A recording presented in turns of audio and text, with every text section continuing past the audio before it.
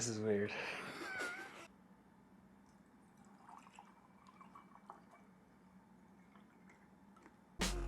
God damn, that chair's squeaky. I'm gonna try not to move as much because this chair is mad squeaky. Oh yeah, everything upgraded. The old chair gone. I know y'all remember me complaining about that. New crib, new setup, for the most part. New monitors. Yo, this chair is annoying. What's going on YouTube? Welcome back to another video. If your day's not going good, I hope tomorrow is better. If you're not subscribed, click the subscribe button and notification bell.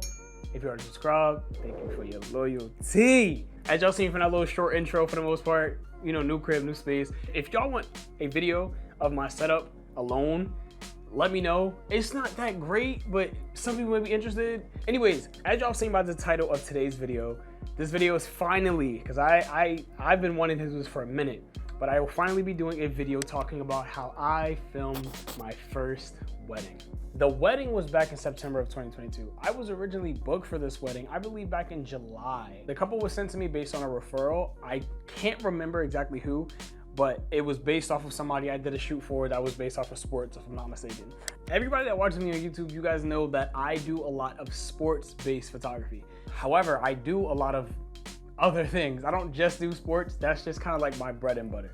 I started with sports and it's just kind of one of my biggest niches in terms of the realm of photography and videography. And if you go on my Instagram, especially back over the summer, sports. It was a lot of sports, right? Yeah, there were other things like street photography, streetwear photography. I had just did a bunch of prom photography and a bunch of little prom videos, but I've never done anything like a wedding. Honestly, if I was in these couple shoes, I wouldn't even reach out to me. Being real, I wouldn't have even done it. I would have went through my portfolio. He don't do weddings. I ain't dealing with them. I'm gonna be real, that would have been me. But honestly, I just want to thank this couple. Once again, if y'all are watching this, thank y'all for taking a chance on me. And honestly, I don't think they regret it. If you don't have experience doing something, but you know you can do it, oversell yourself. Even if you don't even know how you're gonna do it, but you know you can do it, oversell yourself. That's kind of where I was. I didn't know how I was gonna shoot the wedding. I didn't know where I was gonna start. I just knew I got this. I could do this. I could do this. So I oversold myself a lot, and all I had to do was just make up for it. You hear me? I hyped myself up. I just had to make up for it. This is all you gotta do. Once they booked me, then it came to the preparation. I was watching YouTube video after YouTube video after YouTube video, how to shoot weddings, what to look for in a wedding, do's or don'ts when filming a wedding. Bro, I was on YouTube for hours looking at a bunch of stuff. Because the one thing that I know for a fact when it comes to a wedding, bro, you cannot mess shit up. Things happen one time. Bro, imagine missing the kiss. Imagine missing the kiss, bro. Couldn't do it. So I was just making sure I did a whole lot of research in terms of weddings because honestly, I didn't know exactly what I was walking into.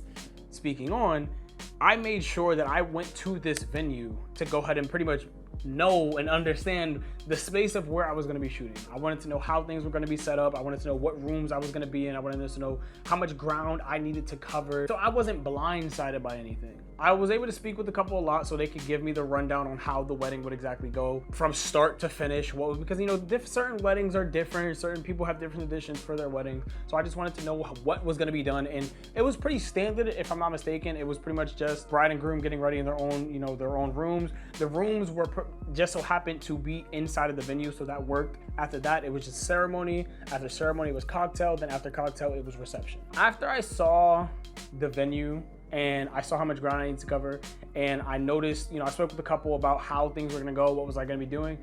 I immediately was just like, I need a second shooter.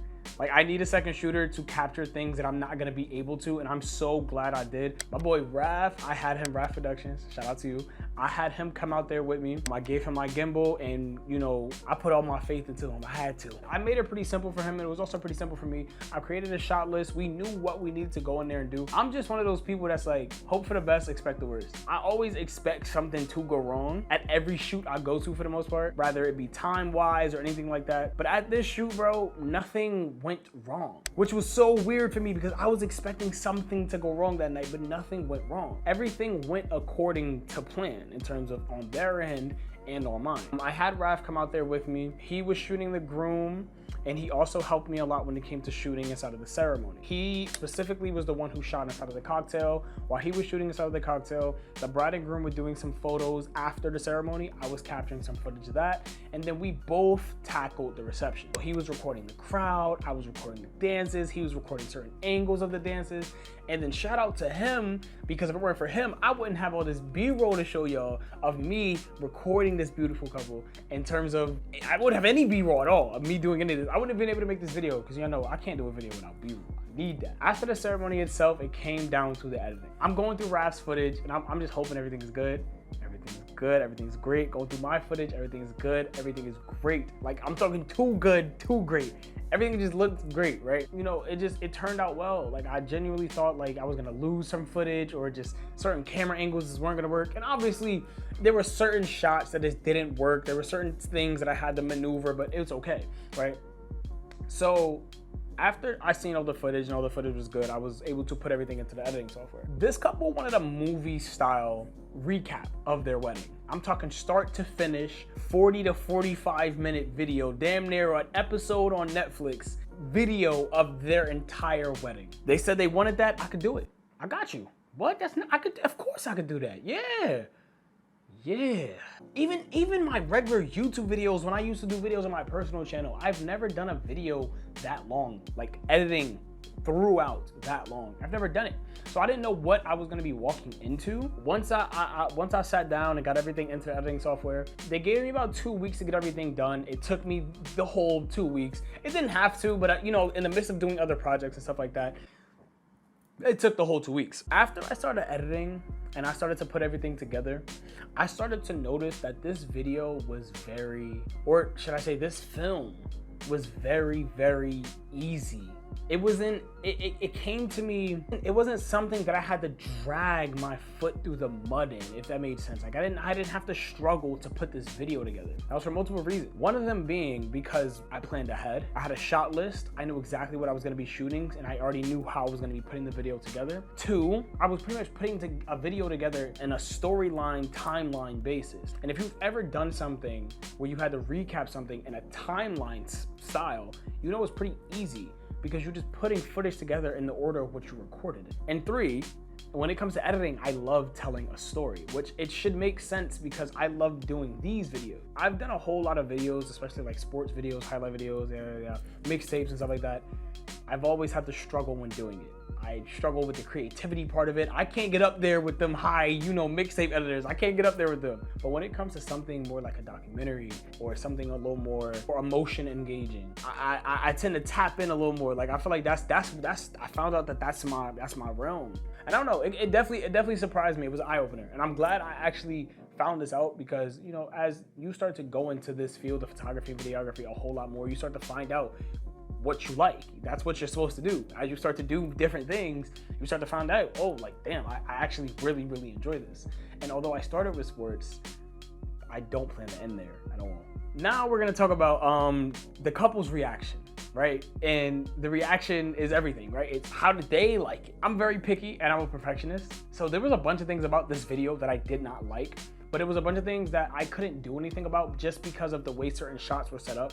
There were certain angles where things were out of focus when they shouldn't have been, or someone was in the way of the camera, and you just had to maneuver things in different ways, but I made it work. I showed the couple this video on Zoom. Now, bro, that was the most nerve-wracking shit ever, I'm not gonna lie. So it was a little nerve-wracking, but I was confident in my work, and I was confident that it looked good, because at the end of the day, all I'm doing is telling the story of their wedding, and they had a very beautiful wedding. So we reviewed it on a Zoom call, and the connection was a little iffy, and they were doing other things within the background, and they were watching it on the TV. And overall, they seem to have liked it, even though, you know, Zoom butchers the quality and stuff like that. I sent them the video, we finalized everything. They said it was pretty good. You know, I got a pretty decent reaction from them. It was pretty like mellow. It wasn't anything crazy, but you know, they said it was pretty good. About a day or two later, the bride actually ended up texting me and was telling me they finally watched it on their own time, and it was beautiful. They loved it. And actually, I'll try to find it and see exactly what was said.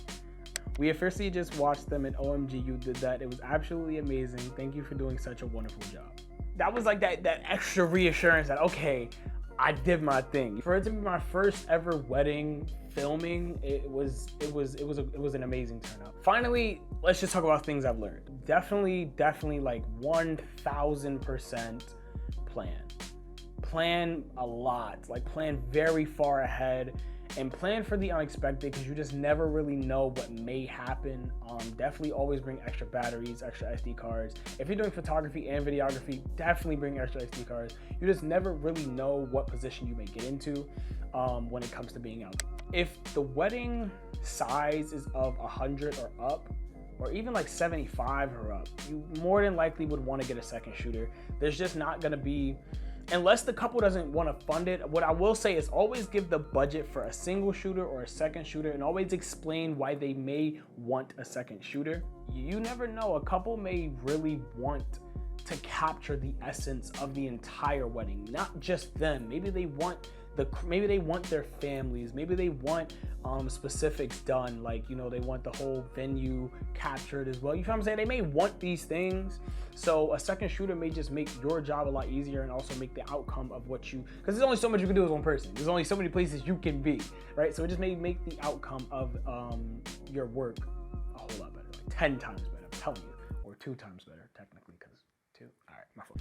And last but not least, what I've learned, hey, weddings where the money at. I ain't gonna lie, bro. Weddings where the money at, bro. That's what, man. But yeah, I'm definitely grateful for having been able to do that wedding. Like, it was something I'll always be able to talk about and brag about. As of right now, I got something else in the works that I'm working on, that I'm doing for the first time ever, that is gonna be hit or miss, that is gonna be make or break my career. And it's a lot on the line, and you'll be seeing a YouTube video about that later on in the summertime, saying if that went well or not. Other than that, I thank you guys so much for watching. Don't forget to check out the merch link in the description down below. Don't be stay creative. See you next one. Peace. Okay.